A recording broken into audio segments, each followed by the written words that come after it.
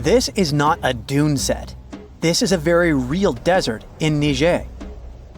Jado was probably built by the nomadic Sao people and is filled with ksars, which are fortified houses made of salt and clay, with giant walls and secret passages. Located deep in the desert, it was once a vital stop for trans-Saharan caravans, but is now a hotspot for smugglers and bandits. The site has been off-limits since 2002 due to its dangers. The origin of the ksars remain a mystery. No archaeological studies have been conducted, leaving many questions unanswered. Even today, shifting sands reveal and conceal parts of these ancient ruins, fueling local speculation about what might still be hidden beneath the desert. Speaking of connective tunnels, scientists were blown away by the discovery of lava tubes in Saudi Arabia. These underground passages form when molten lava cools down. Researchers believe that ancient nomadic groups may have utilized these tunnels to survive the super harsh desert climates. While excavating the tunnels, archaeologists uncovered artifacts, rock art, and skeletal remains. The art and animal bones show that the people who used the tunnels were probably sheep and goat herders. They're still piecing together whether these groups lived in the tunnels for extended periods or just used them as temporary shelters. The Great Pyramid of Giza has been standing for thousands of years, but it's still hiding secrets. Using special scanning technology, scientists found two hidden structures under an ancient burial ground. The first is a shallow L-shaped structure, and below it is a much larger space that could be a final resting place or a chamber. The smaller structure was filled with sand on purpose, while the deeper one might be an empty chamber. Experts believe the two are connected, possibly as an entrance leading to a secret chamber. This is big news because it might give us some more insight into who built the pyramids and why. The world is full of ancient writing, but some messages refuse to give up their secrets, like the mystery of the Bashplemi tablet. This unusual stone, pulled from a lake in Georgia, is covered in symbols no one can read. Even with modern technology, experts are completely stumped. The tablet is about the size of a book, with 60 symbols carefully carved into its surface, but 39 of them don't match any known language. Some resemble scripts from ancient civilizations in the Middle East, India, and Egypt, but none are an exact match. To make things even trickier, part of the tablet is broken off, meaning a piece of the puzzle is missing forever. To rule out a hoax, scientists studied the tablet closely. They confirmed it's made of vesicular basalt, an extremely tough local rock. Whoever carved these symbols must have been really skilled. Based on similar archaeological finds, experts believe the tablet could date back thousands of years, possibly to the late Bronze or early Iron Age. Some symbols repeat, which could mean they're numbers. Maybe it's an inventory list, a record of battles, or even an offering to the deities. Until someone cracks the code, the Bashplemi tablet remains an unsolved mystery from the depths of history. Experts are still stumped with what this Minoan disc might mean. The Phaistos disc is one of the most mysterious finds from the Minoan civilization. This 6-inch clay object, discovered in 1908, has strange spiral markings that no one has fully decoded yet. The disc has 241 symbols on both sides, showing everything from people and animals to tools and plants. Experts have come up with many theories about what the symbols mean. Some think it's an early form of Greek. Others suggest it's a prayer or a hymn. And some even believe it could be a letter from a king in Anatolia to a Greek ruler. Let's see who will be the first to figure this out. It's always a fun day at an archaeologist's office when they find something as big as a 2,000-year-old marble head. A French archaeologist mission went digging inside an old medieval house near Alexandria in Egypt and found a statue's head depicting an old, possibly ill man.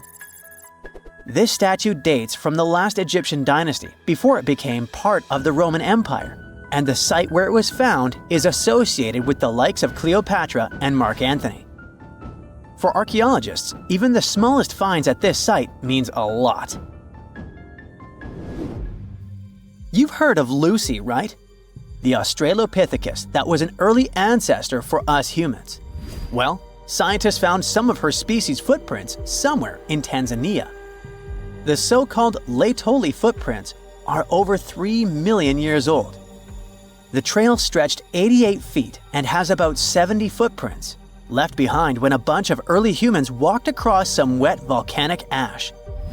What's cool is that these early humans were already walking on 2 feet, like us, not all hunched over like apes. The close spacing of the prints shows they probably had short legs and a shorter stride than we do today. In an ancient Egyptian temple, archaeologists uncovered a shrine unlike any other, a place dedicated to falcons and 2 mysterious deities. One deity had a falcon's head, while the other wore a crown with a sun disk and cow horns. But the most baffling discovery was an inscription that read, "It is improper to boil a head in here." At the heart of the shrine, there are 15 headless falcons carefully arranged on a pedestal, likely as offerings to the falcon-headed deity. One theory suggests the birds were boiled first, perhaps to pluck their feathers, before being placed in the shrine, following the strange rule carved into stone. Archaeologists also found a 13-inch iron harpoon nearby. Its true purpose remains unknown, although the shrine also held remains of fish, mammals, and bird eggs, suggesting that the rituals may have included feasting. And speaking of ancient Egypt, meet Hathor. Scientists named her after the ancient Egyptian deity of motherhood, music, and singing. This wooden statue, housed at the Metropolitan Museum of Art, was thought to be just a beautiful artifact, until a surprising secret was uncovered. Using an X-ray machine, experts found a mechanical operating system inside it, with pulleys and axles connecting her shoulder to her left leg. When activated, the system made her hand raise and lower, an engineering marvel from over 3,000 years ago. The statue was created during Egypt's Middle Kingdom, around 1800 BCE, and is often compared to 19th century automata due to its advanced design. It's believed the statue was used in religious ceremonies, symbolizing Hathor's role in dance and music. An unexpected discovery happened in northern Kuwait, where a Kuwaiti-Polish team uncovered a mysterious 7,500-year-old statue. The statue features an elongated skull, no mouth, narrow eyes, and a flattened nose. This feature is thought to be an Ophidian figurine, named after the Greek word for snake, and it was likely made by the Ubaid culture, a civilization known for their pottery skills. While no one knows exactly what role this weird statue played, it might have been linked to rituals or symbolic practices. Some scientists think these figurines, found in homes or final resting places, were tied to important cultural beliefs. We couldn't mention unresolved mysteries of this world without speaking about these elongated skulls. In the deserts of Peru, researchers uncovered 5 ancient skeletons, 2 with unnaturally elongated skulls. While head shaping was common in many cultures, these skulls defy explanation. Local legends tell tales of the so-called gentiles, a mysterious race banished underground by the powerful deities. Some say this is what the skulls represent. Others think this is some type of genetic anomaly, which was confirmed after finding an infant skull, too large to be artificially shaped. Something strange is lurking beneath the sands of Giza, and scientists have no idea what it is. Archaeologists just found a hidden structure near the Great Pyramid using advanced ground scanning technology. What's inside? Nobody knows, but excavations are already underway. The Great Pyramid of Giza is one of the most famous monuments on Earth. But it doesn't stand alone. It's surrounded by an ancient necropolis, a massive royal graveyard filled with tombs and monuments. They belong to pharaohs, nobles, and other high-ranking officials. Most of these tombs are above the ground. They're called mastabas, rectangular, flat-roofed tombs built from limestone or mud brick, and they've been studied for decades. But from old movies, we know that these weren't simple graves. They have deep vertical shafts leading to underground burial chambers, where the past was sealed away for eternity. And recently, archaeologists found one curious empty space in the cemetery, a completely unexplored patch of ground. No mastabas, no visible ruins, nada. For years they ignored it, but between 2021 and 2023, they decided to investigate. They didn't dig though. Instead, they used a technology that kind of acts like X-rays for the ground. These radars let scientists see the secrets hidden there. And there was something hidden beneath the sand. Something deliberately buried and forgotten. A two-part underground structure. One part was shallow and L-shaped. It's about 33 feet long and buried just 6.5 feet deep. But below that, a deeper, more mysterious anomaly. A structure completely different from anything else in the area. They called it a highly resistive anomaly, which means it's dense and solid, likely made of stone, sand, or even metal. And still, no one has a clue what's inside it. Now, it's clear that humans made the L shape. It wasn't formed by nature. And the shallower structure might have been an entrance to whatever is hidden below. But they only have some theories about what might be hidden there. It's also filled with sand and gravel. It was probably deliberately backfilled after its construction, perhaps to preserve this. Why? Well, we don't know yet. The archaeological team will need to excavate to understand what exactly this thing was and why it was built. The first guess is a lost burial chamber. Many tombs in Giza have underground burial sites, but most have clear surface markers. This one, for some reason, has nothing. But it could be one of them. The second guess is an ancient offering chapel. Egyptologists know that some chapels were built in this shape, but usually they were above ground, not buried like this. And finally, it might be something we've never seen before. If this turns out to be a new type of structure, it could rewrite what we know about the burials of pharaohs. The only way to know for sure is to dig it up, and that's exactly what's happening right now. Excavations are already underway. Archaeologists are racing against time to uncover the truth. But there's a real danger there too. Giza's fragile ancient structures need to be handled carefully. Otherwise, they could be damaged beyond repair. So all we can do is wait for the truth. Now, these tombs always held fascinating mysteries. Unfortunately, we'll never learn tons of these mysteries because of some relentless tomb robbers. Egyptian tombs were built to guard the bodies for eternity. But that absolutely didn't stop people from breaking in and stealing everything valuable inside. They've been bothering these ancient sites for thousands of years, starting way back in Pharaoh's times. Many of the most famous tombs, including those in Giza, Saqqara, and the Valley of the Kings, were looted. It was a common practice in ancient Egypt. And they were serious about this whole thing. They dug secret tunnels to bypass traps and walls, bribed or threatened tomb workers to get inside knowledge, cracked open sarcophagi to grab gold, jewelry, and artifacts. And by the time modern archaeologists got to most of these tombs, they had already been picked clean. The reigning pharaohs got tired of this infuriating nonsense. The Valley of the Kings, the famous burial ground of Egyptian royalty, was supposed to be the ultimate safe zone. Tombs were built deep underground, hidden in the desert. Passages were sealed with giant stone blocks.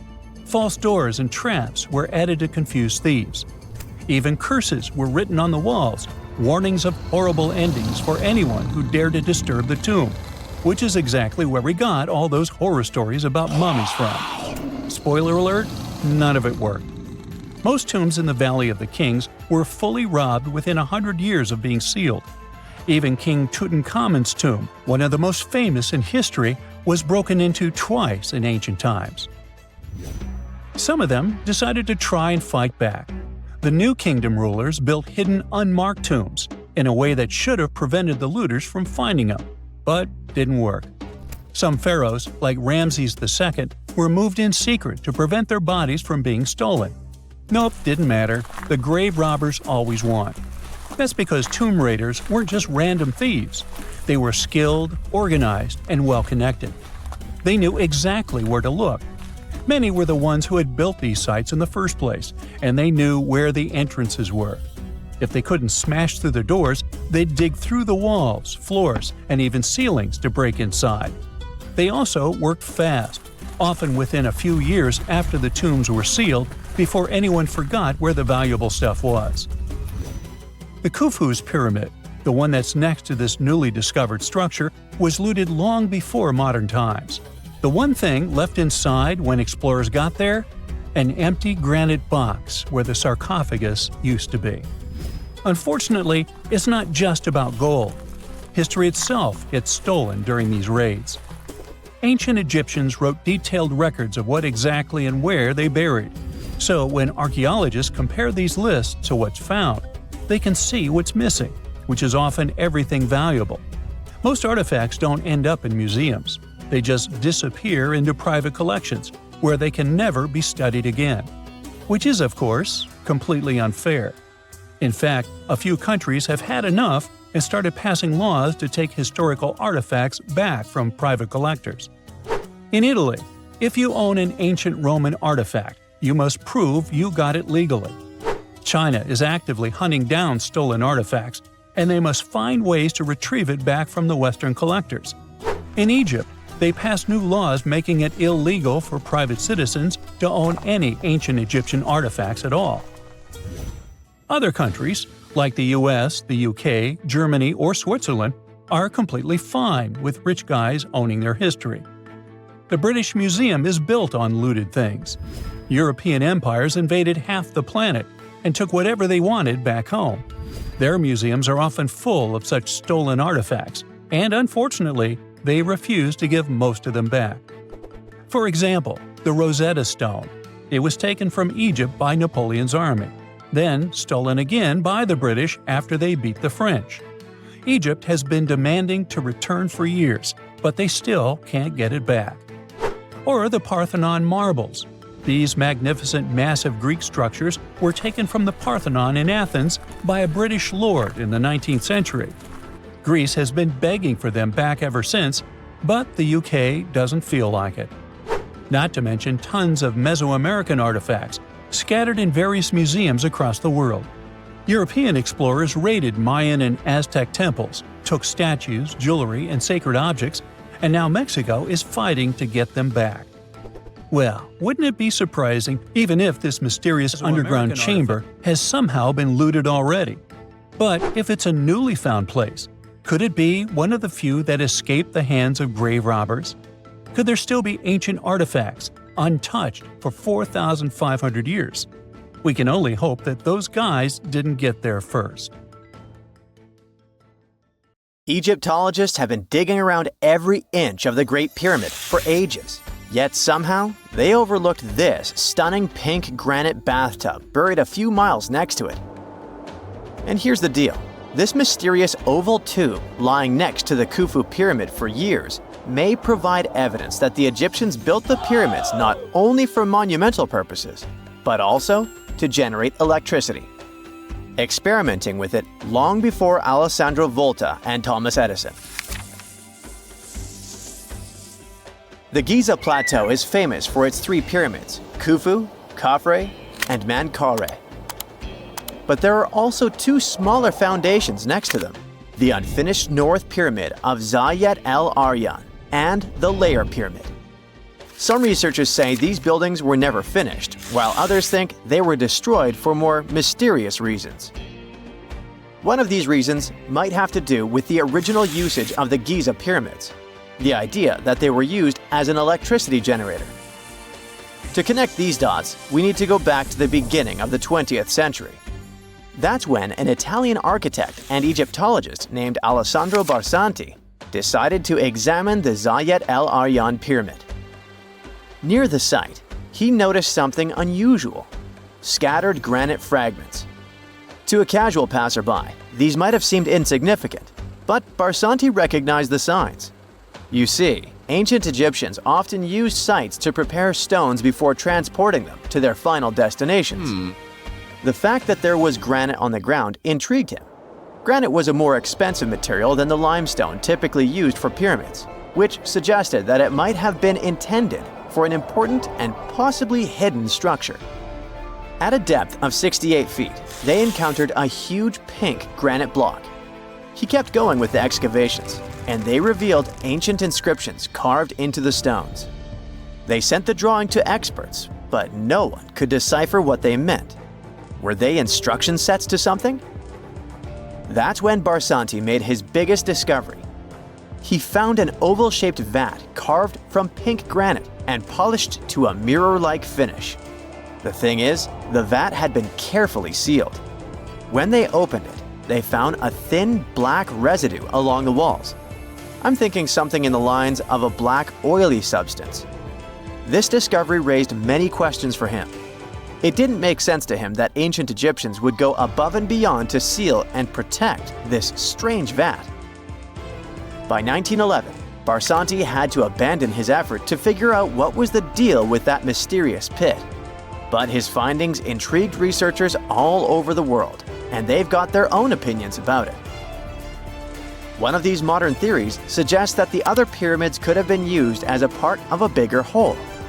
It suggests that the Khufu pyramid was actually used as a water pump designed to irrigate the desert area.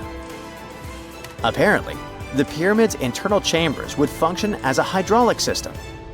In the 1990s, an engineer took this theory seriously and studied the pyramid's subterranean chamber.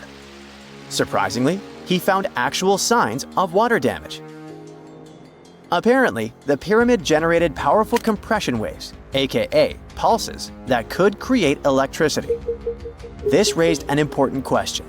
Could the ancient Egyptians have used the pyramids as a generator in order to produce electricity? On paper, that was proven to be possible, but hey, agreeing on the original use of the pyramids is probably one of the most difficult things in the world.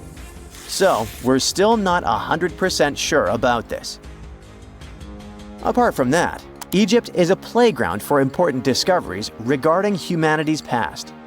I mean, scientists have just discovered what looks like a cosmic command center, similar to that room from the Doctor Strange movies. They discovered an L-shaped astronomical observatory, measuring around 9,000 square feet, dating back to the 6th century BCE. Definitely the first and largest of its kind from that era.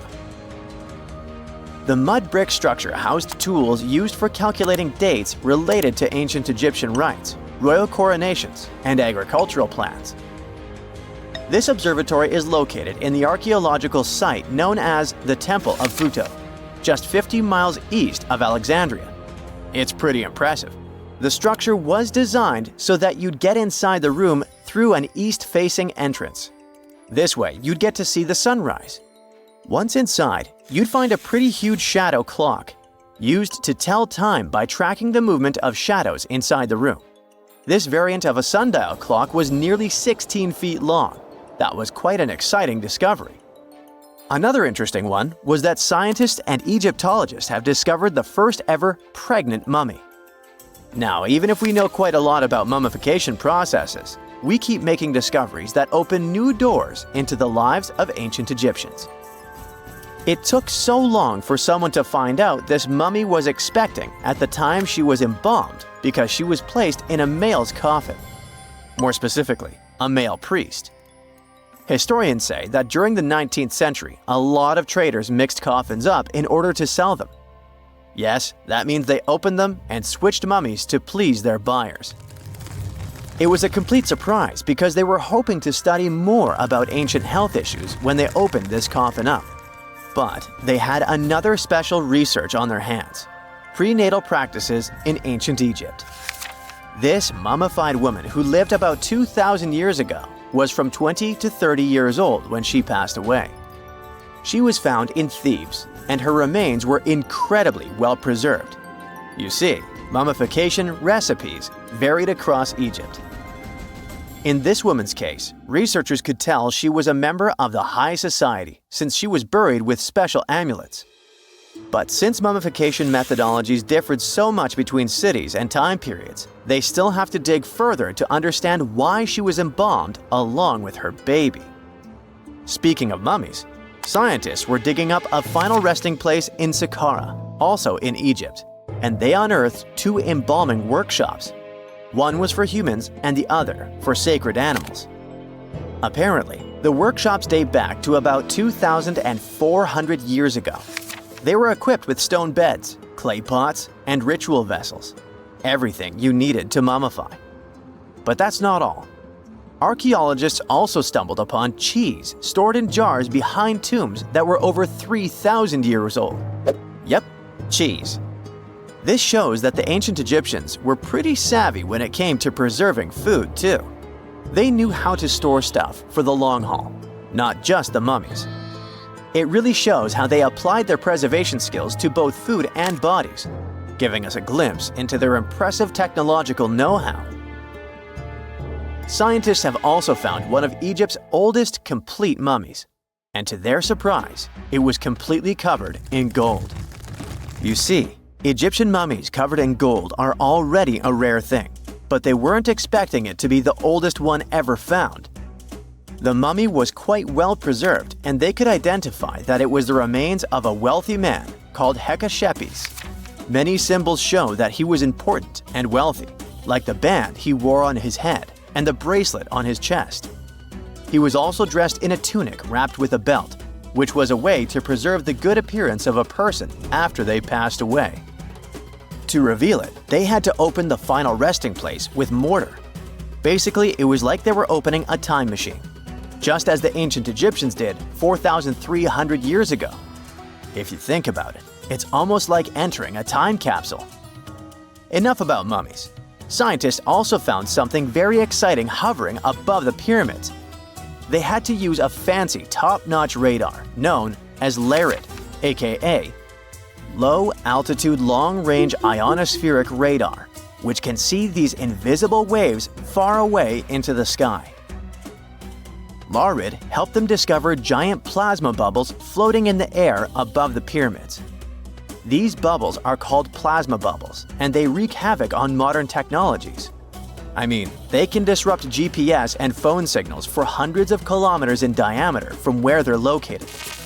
These bubbles are massive, sometimes as big as cities, and they're caused by the sudden depletion of charged particles in the ionosphere. So, instead of spreading out evenly throughout the ionosphere, they stick together in this wave-like form. This was a pretty important discovery because it can help scientists understand how to prevent these waves from messing with our technology.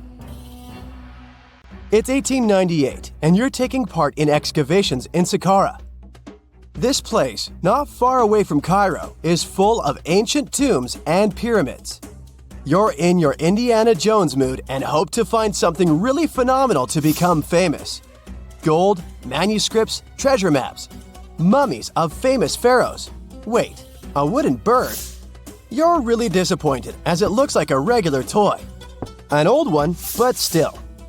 Little do you know that years later, someone would propose that your bird was actually an ancient monoplane. So the artifact, nicknamed the Saqqara bird, is made of a sycamore tree. The birdie has a wingspan of just 7 inches and weighs around 40 grams. A perfect original souvenir from Egypt, I would say. It's over 2,000 years old and looks pretty plain, without any carvings of feathers or other intricate ornaments. It has a beak and eyes, though, which makes our find look like a hawk, the emblem of the deity Horus. Its tail is rather unusual as it's squared, looks weirdly upright, and it seems like the sunken part of it was the place for a now missing piece. Humans love solving a good mystery, so there have been several attempts to explain the use of the birdie. First, quite simply, is that it was a ceremonial object. The second idea is that it was a toy for a child from some well-off family. It could have been some sort of boomerang, which was a popular concept in ancient Egypt. Then there was a theory that the bird had been used as a weather vane. But this one has been debunked as the figure doesn't have any holes or markings, except for the one made at the museum in Cairo to fix the exhibit on a stick. So there was no way to hang it in the past. Almost a century after the bird was found, Egyptologist Dr. Khalil Masiha proposed a new theory that it could have been a model of a monoplane. He believed the bird was missing a horizontal tailplane. Otherwise, it had its wings set at a right angle, similar to that of modern planes. It could have worked to generate the aerodynamic lift necessary for flights. Dr. Masiha also claimed that it was common at that time to place miniature models of technological inventions in tombs. So, did the ancient Egyptians really invent the plane in 200 BCE? That would make the Wright brothers, who are considered the inventors of aviation, really upset. They made one of their first flights only in 1903. There's just one way to know for sure, and that is to test the model. But you know, the ancient museum in Cairo would unlikely let one of their cherished exhibits fly around like a toy.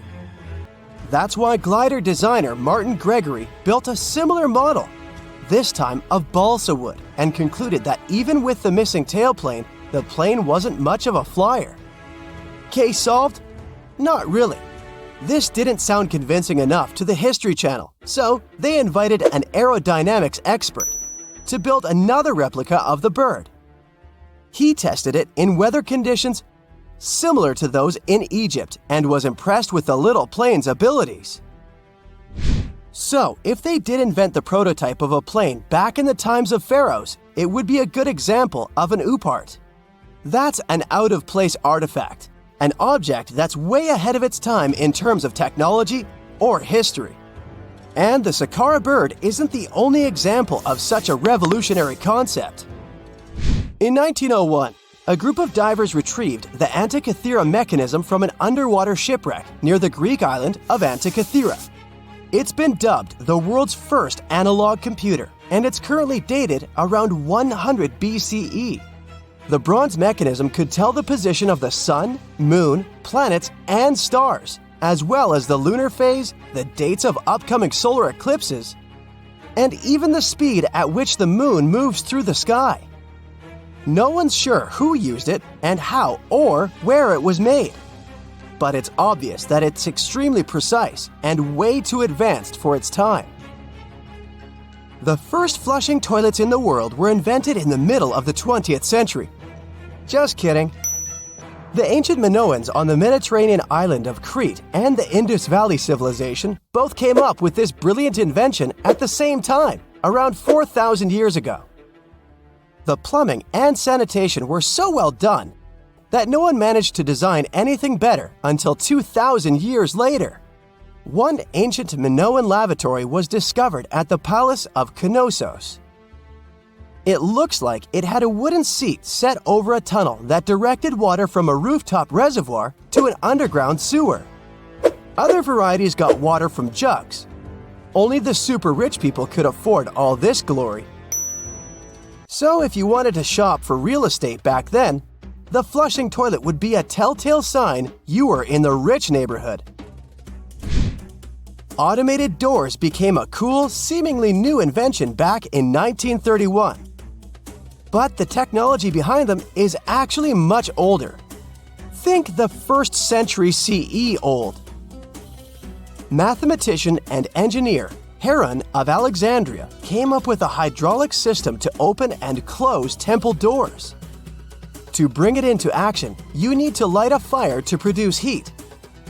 There was a brass pot under the fire, half filled with water.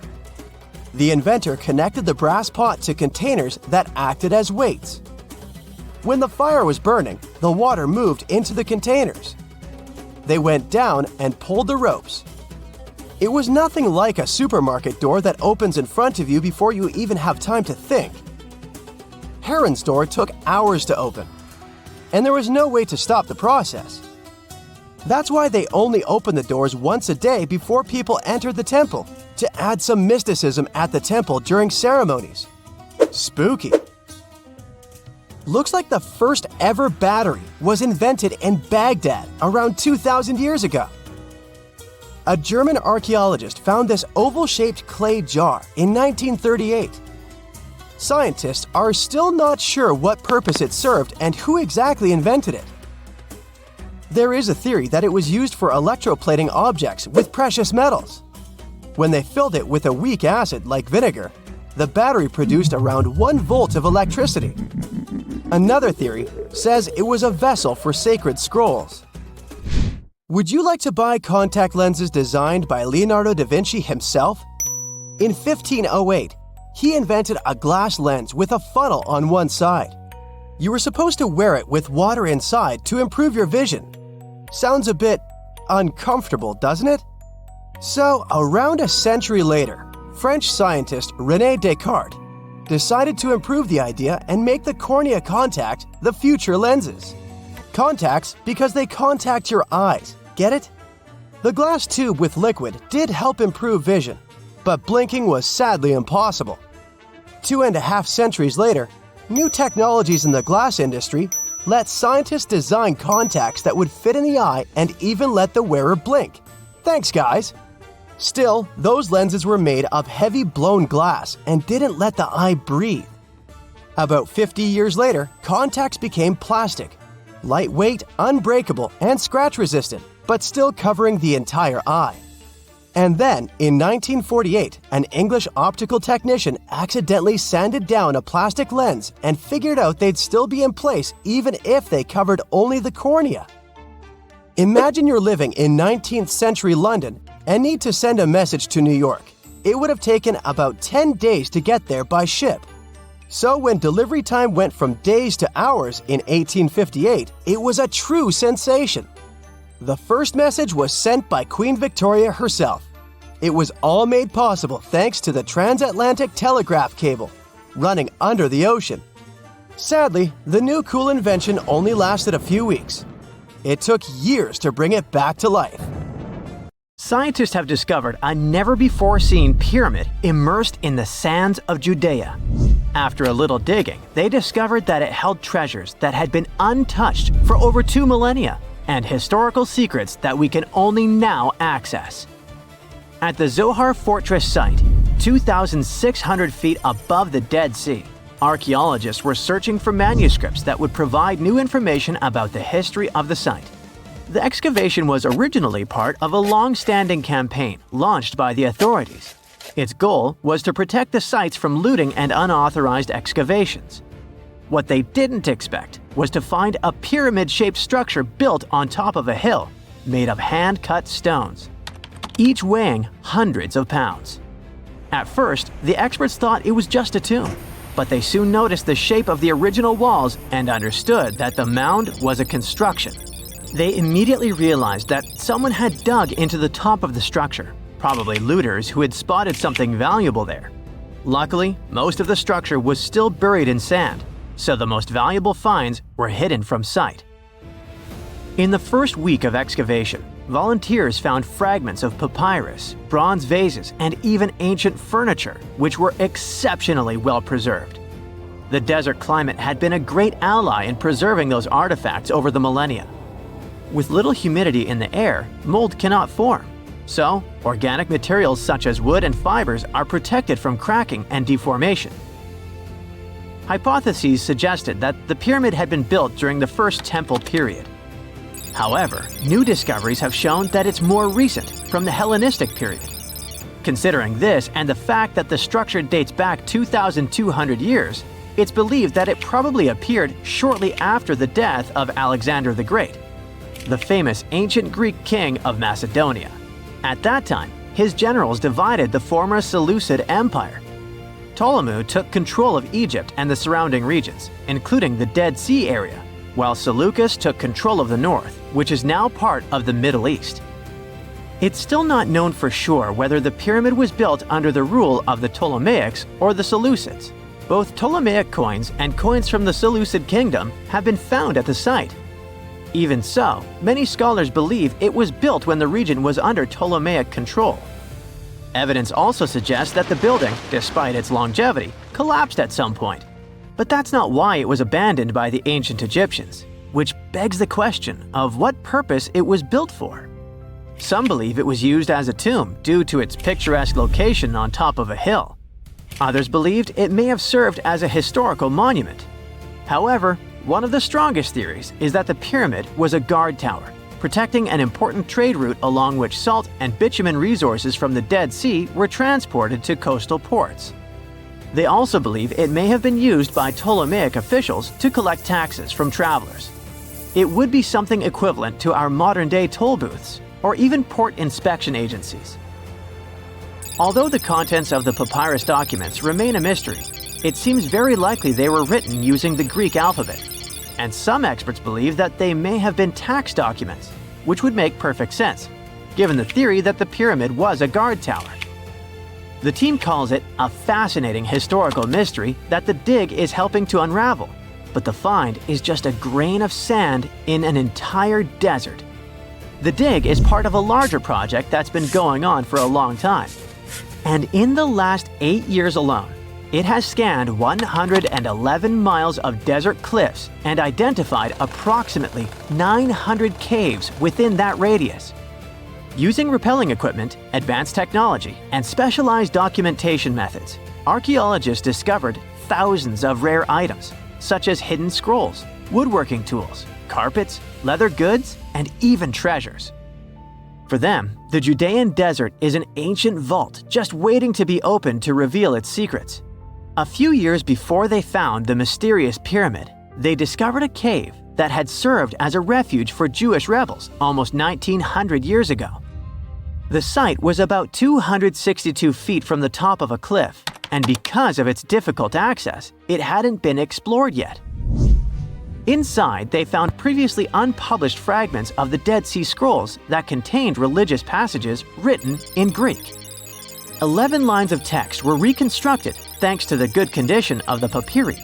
So, scientists were able to identify their etymological content. Probably the best thing, there was no problem with preservation. Thanks to the dry and hot conditions of the desert, the artifacts were in impeccable condition. And there were other historical treasures there. The teams found rare coins, a partially mummified skeleton over 6,000 years old, with skin, tendons, and even strands of hair. There was also a giant basket made of plant fibers, considered the oldest in the world, more than 10,000 years old. With a capacity of up to 26 gallons, it was made about 1,000 years before the invention of ceramics. Speaking of historical treasures, there's another one that has caught the attention of the scientific community. A small piece of fabric that is around 3,800 years old. But it's more than just simple fabric. Dyed with the rare scarlet paint mentioned many times in ancient religious texts, this find is the oldest known evidence of fabric painted with a dye made from insects known as scarlet worms. This is where the intense red hue comes from. It was a highly valued color, like royal blue and purple, because those insects lived in oak trees and could only be harvested for a short period during the year. So, those dyes were reserved for sacred fabrics, such as priests' clothes, marking status and religious importance. And although this discovery had great significance for archaeology, its size was actually tiny, measuring less than 1 inch. The fragment was discovered in 2016 during excavations in the so-called Cave of Skulls, but it's not known exactly how this fabric got there. According to experts, it's evidence that people knew how to dye wool fibers already 3,800 years ago or so. It also provides us with proof that the ancient textile industry already used animals at about the same time people began to create written sources. Fabrics painted using this type of dye were recorded in more recent periods. But what makes this piece really special is the fact that it is much older than any other. Another important discovery was made in 1980, when scientists found a seed that was over 1,000 years old, which turned into a mysterious tree named Sheba. They spent 14 years cultivating this plant, which is now about 10 feet tall, only to discover later that it could belong to an extinct lineage of trees that had grown in the region. The seed dates back to a period between 993 and 1202 CE, and they believe that Sheba may be a biblical tree commonly associated with healing. Although it's not been possible to identify the exact species, since the tree hasn't flowered, we know that it belongs to the genus Commiphora, which is related to famous African plants, such as the myrrh tree. But time has revealed something even more special. Its leaves and resins are rich in compounds that have medicinal, antioxidant, and even skin-soothing properties. This means that the tree may represent a forgotten lineage whose resin had medicinal value and was mentioned in ancient texts. This brings to light how ancient people dealt with botanical medicine.